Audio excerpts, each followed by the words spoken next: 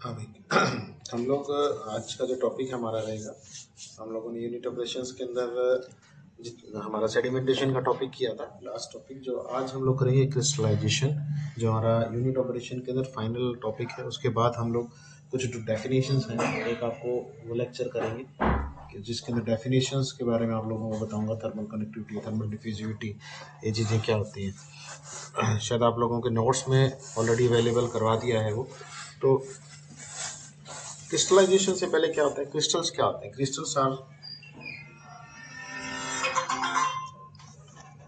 Crystals are solid in which the atoms are arranged in three-dimensional repeating periodic structure.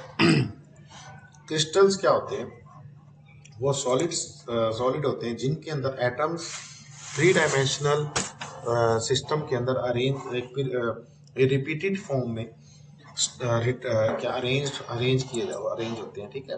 Crystal are solid in which atoms are arranged in periodic repeated pattern that are three dimension form के अंदर ये होते हैं which are crystals. Non crystallize, अगर कोई solid है और वो नॉन क्रिस्टलाइजेशन है तो उसे हम क्या बोलते हैं, अमोर्फस सॉलिड बोलते हैं। तो क्रिस्टलाइजेशन नेचुरल प्रोसेस भी है और इसको हम ये कहते हैं कि आर्टिफिशियली भी इसको किया जाता है। Crystallization is also a chemical solid liquid separation. हाँ, इससे हम लोग क्रिस्टलाइजेशन को हम लोग प्योरिफिकेशन पर्पज के लिए या हम लोग सेपरेशन टेक्निक के तौर पे भी इनको यूज किया जाता है। और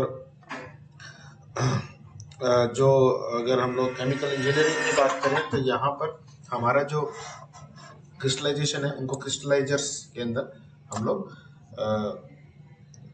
क्या कहते हैं कि परफॉर्म करते हैं। जो इक्विपमेंट्स हम लोग यूज करते हैं क्रिस्टलाइजेशन के लिए उनको क्रिस्टलाइजर बोला जाता है।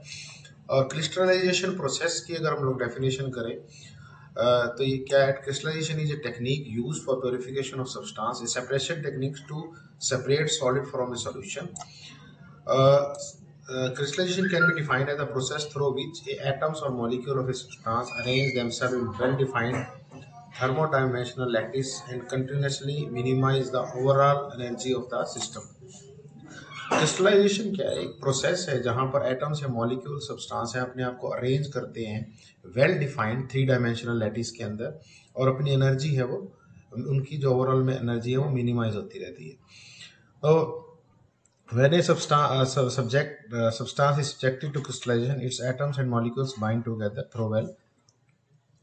मतलब जो हमारा क्रिस्टलाइजेशन है इसके अंदर जो एटम्स एंड मॉलिक्यूल्स हैं वो बाइंड हो जाते हैं वेल डिफाइंड एंगल्स से। तो अगर हम लोग इसको करते हैं, हमारा जो एक इसको आप क्या कह सकते हैं, हम लोग इसको भी करेंगे जो थोड़ा जो ग्राफिकल रिप्रेजेंटेशन से आप लोगों को थोड़ा सा और इजी है जो समझ में आएगा। तो एक छोटा सा वीडियो आप लोगों को दिखाते हैं, उसके बाद आप लोगों को जो भी समझना होगा। सेपरेशन टेक्निक और क्रिस्टलाइजेशन जिसको हम बोलते हैं। हम सब शुगर और सॉल्ट के स्ट्रक्चर के बारे में जानते हैं। दोनों क्रिस्टल्स हैं, चाहे छोटे हो या फिर बड़े। क्रिस्टल स्नोफ्लेक्स की तरह छोटे और फ्रिजाइल हो सकते हैं या फिर कोहिनूर की तरह बड़े और हार्ड भी हो सकते हैं। ये स्मॉल पार्टिकल्स के रेगुलर अरेंजमेंट से बनते हैं। इस क्रिस्टल फॉर्मेशन की प्रोसेस को क्रिस्टलाइजेशन कहते हैं। इस तरीके का अरेंजमेंट तब होता है जब पार्टिकल्स एक दूसरे की तरफ एफिनिटी दिखाते हैं, जिसकी वजह से ये एक्यूमुलेट और सॉलिडिफाई करते हैं। क्रिस्टलाइजेशन को सेपरेशन टेक्निक की तरफ भी यूज कर सकते हैं।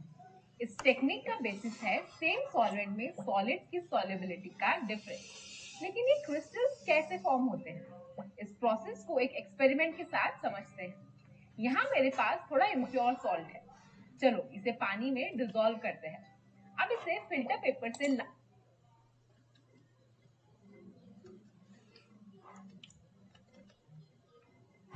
वीडियो लाइन फनल के थ्रू डालते हैं।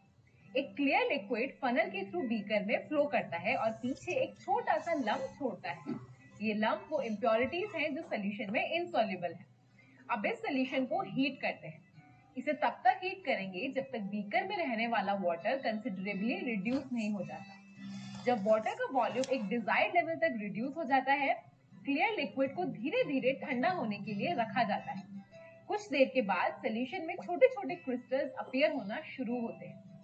Wow, they look so cool. क्या आपको पता है ये क्रिस्टल्स क्या हैं? ऑफ कोर्स, ये सॉल्ट के क्रिस्टल्स हैं और ऐसे ही हमें प्योर क्रिस्टलाइज्ड सॉल्ट मिलता है। अब देखते हैं इस प्रोसेस में क्या हो रहा है। धीरे धीरे सोल्यूशन से वाटर का रिमूवल उसे अल्टीमेटली सैचुरेट करता है। जैसा कि आपको पता है, एक सैचुरेटेड सोल्यूशन वो सोल्यूशन है जिसमें उस टेम्परेचर में और सॉल्ट डिसॉल्व नहीं हो सकता। लेकिन एक सोल्यूशन को सैचुरेट क्यों? सेचुरेशन का मतलब क्या है? आप लोगों ने मान लीजिए पानी के अंदर कोई चीनी है, वो मिलाते रहे और एक टाइम के बाद क्या होता है, उस स्टैंडर्ड टेम्परेचर के ऊपर जो शुगर है या कुछ भी है, नमक है या कुछ भी है, वो मिलना बंद हो जाती है। तो वो लेवल को हम लोग क्या बोलते हैं? सेचुरेशन पॉइंट आ गया, ठीक है। और जैसे जैसे हम लोग टेम्परेचर भी बहुत अफेक्ट करता है सेचुरेशन पॉइंट के ऊपर भी। कितना टेम्परेचर अगर ठंडा है या हाई टेम्परेचर के ऊपर हम लोग मिक्सी कर रहे हैं, तो उसके कारण भी जो सैचुरेशन पॉइंट है वो चेंज हो जाता है। ये इस प्रोसेस के लिए क्रिटिकल है क्योंकि क्रिस्टलाइजेशन सिर्फ सैचुरेटेड सॉल्यूशंस में ही होता है। सैचुरेटेड सॉल्यूशन के और अंदर ही ये होता है ही नहीं, क्रिस्टलाइजेशन। हमें ये भी पता है कि टेम्परेचर कम करने पे सोल्यूशन जल्दी सैचुरेट हो जाता है। अब सोल्यूशन इससे क्या पता लगता है कि हमारे जो सैचुरेट होने के बाद जिससे पता क्या चलता है कि हम लोग जो हम हाट अगर टेम्परेचर किसी चीज़ का हाई करते हैं, तो उसके अंदर मिक्सिंग जो हम चीज़ों को मिक्स कर सकते हैं वो ज़्यादा क्वांटिटी में कर सकते हैं एज कंपेयर टू हम लोग लो टेम्परेचर की अगर बात करें। अगर कोई चीज़ ठंडी है तो उसके अंदर जो सोलबिलिटी है उसकी वो कम हो जाती है किसी मटेरियल की। जब ग्रेजुअल कूलिंग होती है, तब जो ज्यादा सोल्यूबल इम्प्योरिटीज हैं वो सोल्यूशन में ही रह जाती है, पर जो लेस सोल्यूबल सॉलिड है वो क्रिस्टलाइज होकर बाहर आ जाता है। फैसिनेटिंग है ना? ओके, अब हम क्रिस्टलाइजेशन की मतलब अगर कोई ज़्यादा मोर सॉल्यूबल है, मोर सॉल्यूबल का मतलब वो ज़्यादा अच्छी तरीके से जो घुलने वाली चीज़ है वो क्या हो जाएगी, उसके अंदर मिक्स हो जाएगी। लेकिन जो इनसॉल्यूबल है वो थोड़ी देर बाद क्या होगी, क्रिस्टल फॉर्म में कन्वर्ट हो जाएगी। अगर आप एडवांटेजेस की बात करें, नजर डालते हैं। फर्स्टली, ये टेक्निक ना सिर्फ सेपरेशन में हेल्पफुल है बल्कि ये एक प्योरिफिकेशन के लिए भी हम प्यूरिफिकेशन लोग में इसको भी ऐड काफी करते हैं। इफेक्टिव है। सॉल्ट जो सोल्यूशन में डिसॉल्व हुआ था वो इम्प्योर था, लेकिन क्रिस्टलाइजेशन के बाद सारे सोल्यूबल इम्प्योरिटीज सोल्यूशन के अंदर पीछे रह गए और क्रिस्टलाइज्ड सॉल्ट प्योर फॉर्म में बाहर आ गया। सेकेंडली, ये टेक्निक काफी इनएक्सपेंसिव भी है क्योंकि इसमें बहुत कम रिसोर्सेज की जरूरत होती है। एक सिंपल सेटअप की मदद से हम इसे ना सिर्फ लैब में बल्कि घर पे भी परफॉर्म कर सकते हैं। दूसरी तरफ डिसएडवांटेज ये है कि ये प्रोसेस काफी स्लो है। और तो और हम सोल्यूशन में से सिर्फ एक सब्सटेंस को एक बार में सेपरेट और प्यूरिफाई कर सकते हैं। क्रिस्टलाइजेशन का एप्लीकेशन बहुत सी इंडस्ट्रीज में होता है। फॉर एग्जाम्पल, फूड इंडस्ट्री में इस प्रोसेस को सॉल्ट और शुगर प्रोडक्शन और प्यूरिफिकेशन में यूज किया जाता है। इस टेक्निक का एप्लीकेशन फार्मास्यूटिकल इंडस्ट्री में मेडिसिन बनाने में भी यूज होता है क्योंकि रिजल्टिंग प्रोडक्ट काफी प्योर होता है। क्रिस्टलाइजेशन प्रोसेस इतना मैग्निफिसेंट है कि anybody will fall in love with chemistry. जब तक आपके माइंड में कॉन्सेप्ट क्रिस्टलाइज होते हैं, हम एक क्विक रिकैप करते हैं। क्रिस्टल स्मॉल पार्टिकल्स के रेगुलर अरेंजमेंट से बनते हैं। क्रिस्टल के फॉर्मेशन के प्रोसेस को क्रिस्टलाइजेशन कहते हैं। ये टेक्निक सेम सॉल्वेंट में सॉलिड्स की सॉल्युबिलिटी के ऊपर डिपेंड करती है। The technique depends on the solubility of solids in the same solvent. Same solvent के अंदर जो सॉलिड है उसकी क्या सॉलिबिलिटी है, उसके हिसाब से क्रिस्टलाइजेशन है वो या क्रिस्टल बनना वो डिपेंड करता है भाई। सोल्यूशन से लेस सॉल्युबल सॉलिड के प्रेसिपिटेशन की वजह से क्रिस्टल्स फॉर्म होते हैं। ये प्रोसेस काफी इनएक्सपेंसिव है और आउटकम भी बहुत प्योर होता है। इस प्रोसेस के डिसएडवांटेजेस हैं स्लो स्पीड और एक से ज्यादा कंपोनेंट्स को एक टाइम पे क्रिस्टलाइज करने की इनएबिलिटी। इस टेक्निक का इस्तेमाल तो आप लोगों को थोड़ा सा आइडिया लग गया क्रिस्टलाइजेशन टेक्निक है क्या, उसके बारे में आप लोगों को पता लग गया थोड़ा सा। एक शॉर्ट फॉर्म के अंदर उन्होंने वो मैं एक तो एनिमेशन फॉर्म में दिखा रहे थे, तो इसलिए मैंने आप लोगों को वो चीज़ दिखाई। तो एक जैसे क्रिस्टलाइजेशन प्रोसेस की अगर बात करें, हम लोगों ने सॉल्यूशन लिया, सॉल्यूशन के बाद लैंप है यहाँ पे, द इम्प्योर सॉलिड उसके अंदर डाल दिया, उसके सॉल्यूशन को हीट किया, वाटर इवेपोरेट किया। वाटर इवेपोरेट करने के बाद वहाँ से जैसे ही वाटर की जो कंसनट्रेशन है धीरे धीरे गाढ़ा होने लगा, तो वहाँ पर सॉलिड्स हैं वो अपीयर होने लगे। और जब हमने इस cold solution is poured of the obtained crystal. The crystals may be dried by pressing them. उनके बाद उसको प्रेस करके या ड्राई करके आप लोगों ने उसको अलग कर लिया। तो क्रिस्टलाइजेशन एक ऐसी प्रोसेस हम लोग कह सकते हैं जिसको प्योरिफिकेशन के लिए या हम लोग सेपरेशन टेक्निक के तौर पे इसको यूज़ करते हैं। अगर फूड इंडस्ट्री की अगर हम बात करें तो फूड इंडस्ट्री में भी काफ़ी जगह इसको यूज़ किया जाता है, खासकर शुगर इंडस्ट्री के अंदर कन्फेक्शनरी शुगर बनाने के लिए, कन्फेक्शनरी इंडस्ट्री के अंदर जो कैंडी मेकिंग वगैरह वो करने के लिए। और कुछ जगह पे हम लोग कह सकते हैं कि क्रिस्टलाइजेशन, अगर हम बात करेंगे कैंडी वगैरह मेकिंग के लिए, वहाँ पर हमें क्रिस्टलाइजेशन चाहिए होती है फूड इंडस्ट्री के अंदर। लेकिन अगर हम बात करें जैसे कि जैम है, जैम जेली के अंदर हम लोगों को क्रिस्टलाइजेशन नहीं चाहिए होती, क्योंकि वहाँ पर हमें जो दानेदार है या क्रिस्टल फॉर्म है वो हमें नहीं चाहिए होता है। और अगर नेचुरल हमें से हमसे कोई पूछ ले कि क्रिस्टलाइजेशन है, उसका नेचुरल एग्जांपल दो, तो उसके अंदर आपने देखा होगा कि आइस फॉर्मेशन हो जाना, बर्फ़ वगैरह गिर जाना एक टाइप ऑफ क्रिस्टलाइजेशन ही है। इसका एक है डायमंड का या फिर जेम्स हैं वो बनना, वो एक तरह से क्रिस्टलाइजेशन ही है, प्रोसेस ही से ही बनते हैं। तो बेसिक थोड़ा सा आइडिया लग गया होगा। उसके बाद थोड़ा सा और हम लोग इसके अंदर अभी करेंगे कि क्रिस्टलाइजेशन के अंदर हम लोगों को आप लोगों को एक लेक्चर और जिसमें थोड़ा सा डिटेल्ड फॉर्म के अंदर इन्होंने दिया हुआ है कि क्रिस्टलाइजेशन की बेसिकली क्रिस्टलाइजेशन चीज़ क्या है, तो Hello के बारे में। everyone, welcome to Pharmadox. So first of all, what is the crystallization? So crystallization से उसकी अरेंजमेंट है, ओके कि समझो कि जो कोई भी मेटल्स बनता है या फिर कोई भी लेंगे मेटल से उसकी कैसी अरेंजमेंट है, तो रिपीटेटिव ऑर्डर में ये रिपीटेटिव अरेंजमेंट के अंदर देखो, इसके अंदर इन्होंने दिया दो कलर्स के अंदर दिया हुआ है, रिपीटेड अरेंजमेंट इनकी लगी हुई है और रेगुलर पैटर्न इसके अंदर बना हुआ है। तो इस तरह से जो पार्टिकल्स हैं वो अपने आप को एडजस्ट कर लेते हैं और बाद में फिर एक क्रिस्टल फॉर्मेशन। डायमंड भी एक टाइप ऑफ क्रिस्टल होता है। और कैसी है, regular geometric pattern, regular geometric pattern of the regular pattern में face central cubic, face central box बना रहे यहाँ पे, जो हमें यहाँ पे दिख रहा है, तो it is called a crystallization. Okay, तो अदर शेप्स में हमें इसे मिल सकता है कि ये है body central cubic, BCC structure से हम कहते हैं body central cubic, then FCC face central cubic, face central cubic FCC, and this is a hexagonal close pack, HCP hexagonal close pack. This is a FCC, this is a HCP and this is a BCC structures. इस तरह के जो repetitive geometric orders में particles की जो arrangement होती है इसको कहा जाता है crystallization. So what is the objectives and applications? Objectives के बारे में हम लोगों ने आप लोगों ने कर दिया था, एप्लीकेशंस के बारे में हम लोग पढ़ चुके हैं कि क्या है। कैरेक्टरिस्टिक्स की बात करें, crystal lattice, crystal system, crystal habit, ये तीन कैरेक्टरिस्टिक्स होते हैं क्रिस्टल हैबिट। ये तीन जो है वो डेफिनेशन पूछी जाती है in exam, crystal lattice, crystal system and crystal habit. So let's check about the detail. What is the crystal, ये डेफिनेशन आपको याद रखना है कि क्रिस्टल क्या है। तो crystal can be defined as a solid particle, crystal can be defined as a solid particle which is formed by a solidification process under suitable environment in which structural units are arranged by a fixed geometric pattern or a lattice। Okay, crystallization की जो process से हमें जो particles मिलते हैं छोटे छोटे, इसको हम कहेंगे crystal.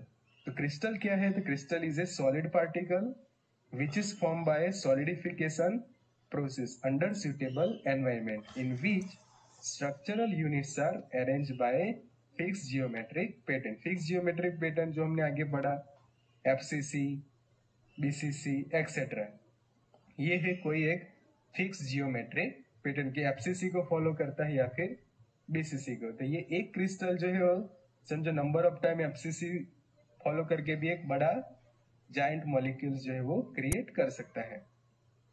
Next is the crystal lattice. crystal lattice is defined as an orderly internal arrangement of the particles in 3D space. Okay, मतलब कि जो 3D अरेंजमेंट होती है, देखो क्रिस्टल क्या है, crystal are defined as a solid particles. आप लोगों को बताया था कि सॉलिड पार्टिकल है जो सॉलिडिफिकेशन प्रोसेस के अंदर हम लोग सुटेबल एनवायरनमेंट के अंदर इसके अंदर हमारे बनता है, ठीक है। और 3D अगर हम बात dimensions करें सॉलिड स्ट्रक्चरल यूनिट्स जो है ज्योमेट्रिक पैटर्न के अंदर आप लोगों को इसके अंदर दिखाया था। उसके बाद क्रिस्टल लैटिस है जो 3 डायमेंशनल फॉर्म के अंदर जो क्रिस्टल्स है उनका अरेंज होना, internal arrangement of particles in 3 dimensional space, इसको बोलते हैं क्रिस्टल लैटिस, ठीक है। 3 डायमेंशनल आप लोगों को पता है क्या चीज़ होती है, एक्स वाई जेड हमारी 3 डायमेंशनल फॉर्म के अंदर होता है। तो यहाँ पर इस फॉर्म के अंदर अगर हमारा जो क्रिस्टल है अगर वो अरेंज हो रहा है जिस स्पेस लैटिस भी इसको बोलते हैं, जैसे क्रिस्टल लैटिस का एग्जांपल इन्होंने दिया हुआ इसके अंदर।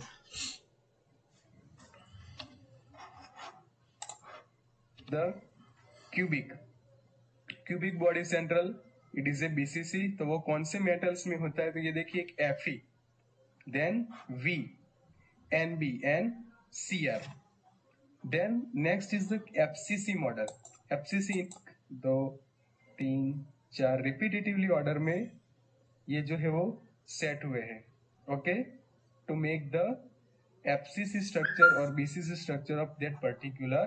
तब जो है इसके अंदर जो लेटाइस है इसके अंदर नंबर ऑफ पार्टिकल्स, ये देखिए 1 2 3 4 रिपीटेटिवली ऑर्डर में ये जो है वो सेट हुए हैं। इसको बोलते हैं Okay? Crystal lattice To make of the NaCl। FCC structure or BCC structure of that particular metal or particular component। Okay, तो इसे हम कहेंगे crystal lattice. Next is about the unit cell. Unit cell क्या है? ये unit cell क्या है, smallest geometrical portion which repeats to build up whole crystal. जैसे आपने देखा है कि जो लेटिस पॉइंट तो ये हैं जो पॉइंट आप लोगों को दिखाई दे रहे हैं, उसके बाद जो ये स्पेस है जो ये पोर्शन है इसको क्या बोलते हैं, यूनिट सेल। और ये यूनिट सेल क्या होते हैं, which repeats to build up the whole crystal, मतलब क्रिस्टल को बनाने के लिए ये रिपीटेड फॉर्म के अंदर जब अरेंज होते हैं तो ये ज्योमेट्रिक पोर्शन बनाते हैं। तो ये क्या बनाते हैं, यूनिट सेल से क्या हम लोग कह सकते हैं फिर कि क्रिस्टल को बनाने के लिए हमें क्या चाहिए, यूनिट सेल चाहिए, ठीक है। होंगे और वो तैयार करेंगे पूरा क्रिस्टल। ओके, यहाँ पे देखिए कि ये जो हमें ग्रीन कलर का दिख रहा है ये, ओके दिस वन, तो this is a unit cell. और ये से यूनिट सेल कैसे है कि समझो कि ये एक यूनिट सेल है, फिर समझो कि इसके ऊपर एक हमें ये दिख रहा है, इसके पीछे एक यहाँ पे है, फिर ये रहा, ये है। Okay, these are the all unit cell. और ऐसे नंबर ऑफ यूनिट सेल जो है वो एक बड़े से क्रिस्टल के अंदर प्रेजेंट होगी। So the smallest geometric portion which repeats the build of the whole crystal is called a unit cell। Okay, so this is about the unit cell। Next we have to study about the axial angle and axial length। So in the crystal the angle between the two perpendiculars to intersection faces is termed as a atom। distance between the center of two atom, कि समझो कि ये जो atoms हमें दिख रहे हैं ये सब, तो ये एटम्स के बीच जो डिस्टेंस होगा from the centre of that atom is called axial length. This is axial angle and axial length. Okay, इस एंगल पे ये रेंज है उनको बोलते हैं क्रिस्टल एंगल, और इन दोनों के बीच का डिफरेंस क्या होगा वो होगा सरफेस इज कॉल्ड फेसिस। कि ये जो क्रिस्टल है, ओके, ये कोई एक प्लेन के अंदर कोई एक प्लेन सरफेस के अंदर एस्टैब्लिश होगा। ओके, तो इसको हम कहेंगे मोनोक्लिनिक। कोई एक प्लेन सरफेस के अंदर एस्टैब्लिश होगा। ओके, तो इसको हम कहेंगे faces. Crystal is bounded by a plane surface is called a faces. So this is about the various अलग अलग तरह की क्रिस्टल स्ट्रक्चर होते हैं, जैसे आइसोमेट्रिक हो गया, हेक्सागोनल हो गया, टेट्रागोनल हो गया, ऑर्थोम्बिक हो गया, मोनोक्लिनिक हो गया, ठीक है। ट्राई क्लिनिक हो गया, ये डिफरेंट डिफरेंट है। इनके अंदर जो एंगल्स हैं, जो एटम्स के एंगल हैं, वो जो हैं वो चेंज होते हैं, डिफरेंट होते हैं। इनकी शेप्स हैं वो ताकि डिफरेंट होते हैं। क्यूबिक लैटिस, इसको रेट्रागोनल लैटिस बोल देंगे हम लोग, इसको रोम्बोइडल लैटिस बोल देंगे, हेक्सागोनल लैटिस हो गया, ऑर्थोम्बिक मोनोक्लिनिक हो गया, ट्राइक्लिनिक हो गया, डिफरेंट डिफरेंट टाइप है। तो जैसे कि अगर हम बात करें क्यूबिक क्रिस्टल के अंदर 90 डिग्री का जो है वो एंगल होता है। 3 परपेंडिकुलर ओनली 2 इक्वल्स, मतलब 2 एंगल, 2 लाइन इक्वल होती हैं। तो इसके अंदर अपने को बहुत ज़्यादा हमें जाने की डिटेल में ज़रूरत नहीं है, हम लोग इसके बारे में ज़्यादा डिटेल नहीं करेंगे। बेसिकली हमें ये पता होना चाहिए था क्रिस्टल्स होते क्या है। उसके बाद जो है अगर हम लोग पढ़ें क्रिस्टल लैटिस, हम लोगों ने पढ़ा है कि is defined as a 3 dimensional network of imaginary lines connecting the atoms और मॉलिक्यूल्स। ठीक है, क्रिस्टल लैटिस क्या था? एक 3 डायमेंशनल नेटवर्क था जिसके अंदर क्रिस्टल अपने एक अरेंज्ड फॉर्म के अंदर लगे हुए थे। ठीक है, और वो किस एंगल के अंदर है? ठीक है, वो उसको लैटिस एंगल भी बोल देते हैं। Crystal lattice can be classified according to angles between the faces. The ability of compound to exist a different crystal forms is known as polyform. मतलब अगर किसी कंपाउंड है उसकी डिफरेंट क्रिस्टल फॉर्म्स के अंदर अपने एग्जिस्ट करने की जो कैपेबिलिटी है उसको पॉलीफॉर्मेस बोलते हैं। जैसे कि ice cream has fat crystals, ice crystal and sometimes lactose crystal. The fact that sugar solidifies into crystal is extremely important in candy making. Sugar with impurity in it, a scoop used in flour bin and then used for sugar may have enough particles on it to promote crystallization. देखो simple से इन्होंने क्या किया है, ice cream के अंदर fat crystal भी होते हैं आइस क्रिस्टल्स भी होते हैं और अदर लैक्टोज क्रिस्टल्स भी अवेलेबल होते हैं। ठीक है, और अगर हम लोग बात करें तो ये एग्जांपल है पॉलीमॉर्फिज्म का। उसके बाद in fact the sugar solidified into crystal is extremely important in candy making. उसके अलावा अगर हम कैंडी मेकिंग की अंदर बात करें तो शुगर है बेसिकली उसका सॉलिडिफाई होना इम्पॉर्टेंट होता है कैंडी मेकिंग के अंदर। Sugar with impurity in it, इनमें यही है कि अगर शुगर है, अगर हम लोग उसको एक फ्लोर बिन के अंदर डालें तो उसके अंदर के जो क्रिस्टल्स हैं उनकी जो पार्टिकल्स हैं ना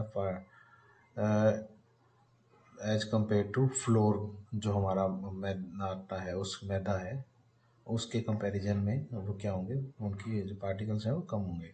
सैचुरेटेड लिक्विड आप लोगों को बता दिया कि जिसके अंदर हम लोग जब कंटिन्यू किसी चीज़ को एक पर्टिकुलर टेम्परेचर के अंदर मिक्स कर रहे हैं किसी चीज़ के अंदर, लिक्विड के अंदर, और एक टाइम के बाद उसके अंदर मिक्सिंग अगर बंद हो रही है तो उसको क्या बोल देते हैं? Saturation level. रिंग फॉर्मेशन होना, क्रिस्टल बनना, जैसे जेम स्टोन्स, मिनरल्स बनना। उसके अलावा आइस के अंदर हनी के अंदर भी कई बार क्रिस्टलाइजेशन हो जाती है। स्नो फ्लेक्स फॉर्मेशन होना, ये सारे क्या हैं? नेचुरल प्रोसेस ऑफ क्रिस्टलाइजेशन होते हैं। Cubic, tetragonal, orthorhombic, hexagonal, monoclinic, triclinic, ये डिफरेंट डिफरेंट क्रिस्टल फॉर्म्स हैं। ठीक है, तो हम लोग इसके बाद जो हमारा था इसके अंदर crystalline have defined a definite shape and orderly arrangement of the unit. Crystalline solids क्या होते हैं? Have definite shapes, arrangement. They have low solubility and dissolution. Amorphous solids they do not have specific shape. Amorphous means without form. Randomly arrangement of solid particles in the structure. यहाँ पर क्या है? Amorphous solid की अगर हम बात करें, Morphy की बात करें तो यहाँ पर रैंडम अरेंजमेंट होती है, जबकि अगर हम क्रिस्टलाइन की बात करें डिफाइंड स्पेस शेप होती है और ऑर्डरली अरेंज्ड होते हैं, प्रॉपर अरेंज इसके अंदर अरेंज फॉर्म के अंदर ये होते हैं। तो इसके बारे में हम लोग और ज़्यादा इसके अंदर हमें नहीं है, क्योंकि इसके बाद तो हम लोग काफ़ी डिटेल्ड फॉर्म के अंदर है इसके बाद ये, तो हम लोगों को ये नहीं चाहिए। तो उसके बाद अगर हम बात करेंगे थ्योरी ऑफ क्रिस्टलाइजेशन, जहाँ पे हम लोग को ये देखना है कि किस फॉर्म जो हमारा क्रिस्टल है वो कैसे उसके अंदर जो ग्रोथ है, क्रिस्टल ग्रोथ है वो कैसे होती है, तो वो हम लोग नेक्स्ट चैप्टर के अंदर करेंगे। उसके बाद हम लोगों ने जैसे कि अगर हम लोग बात करें, वैसे तो अगर हम बात करें तो दो तरीके से तीन स्टेप प्रोसेस होती है।